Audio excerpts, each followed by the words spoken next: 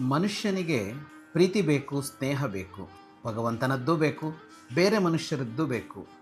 ಅದಿಲ್ಲದೆ ಒಬ್ಬ ಮನುಷ್ಯ ಸುಖಿಯಾಗಿರಲಾರ. ಯಾರನ್ನ ಹೆಚ್ಚು ಜನರು ಪ್ರೀತಿಸ್ತಾರೋ ಅವನೇ ಹೆಚ್ಚು ಸುಖಿ.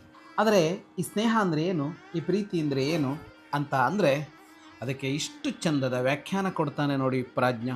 ದರ್ಶನೆ ಸ್ಪರ್ಶನೆ ವಾಪಿ ಶ್ರವಣೆ ಭಾಷಣೆ ಪಿವ ಯತ್ರದ್ರವತ್ಯಂತರಂಗಂ ಸಸ್ನೇಹ ಇತಿ ಕಥ್ಯತೆ.